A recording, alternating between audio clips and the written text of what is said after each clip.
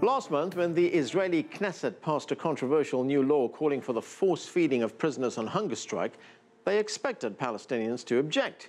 But what followed was a firestorm of criticism from within, led by Israel's own medical association. Force feeding, they said, was akin to torture, and doctors would refuse to do it. Later, we'll talk to a leading Palestinian human rights attorney, an Israeli who supports the law, and a member of Human Rights Watch. But for more on the controversy, here's CCTV's Stephanie Fried. Mohammed Alan is on the verge of death. A Palestinian prisoner accused by Israel of terrorist affiliation, he's been held in administrative detention without trial for 9 months. He has been on a hunger strike for almost 60 days, protesting what he says is illegal detention. Israel's lawmakers are concerned that a high-profile hunger striker's death could trigger widespread protests within the Palestinian sector. So in late July, the parliament voted to force-feed hunger strikers when their lives are in danger. The bill is meant to discourage the more than 400 Palestinians currently being held in administrative detention from mirroring Alan and other former prisoners' hunger protests. The sticking point?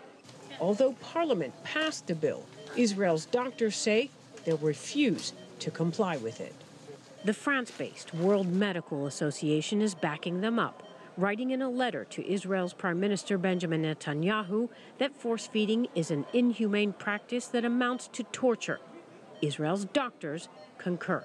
We are not going to put force on him. It's not a medical behavior.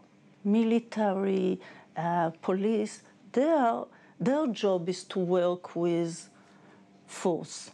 But physician, no. In fact, an Israel Medical Association spokesperson told CCTV that no doctor in Israel will administer forced treatment to any consciously refusing prisoner. Carney met Alan days ago. He told her he wants to live but is willing to die, meaning if he is near death and goes unconscious, physicians can, ethically, insert an IV line. If he loses consciousness, and I know that he would like to stay alive, but he was willing to go to the end for his cause, then that's what I have to do. Technically, Alan could remain conscious until sudden death by heart failure or other causes. If that happens, the physicians monitoring his health at this southern Israel hospital may be faced with the painful dilemma of allowing him to die based on his own free will. In addition to the force-feed bill, Israel's parliament recently passed another controversial measure. According to it, Palestinian stone throwers caught hurling rocks at passing vehicles can be put into jail for up to 20 years. Stephanie Fried, CCTV, East Jerusalem.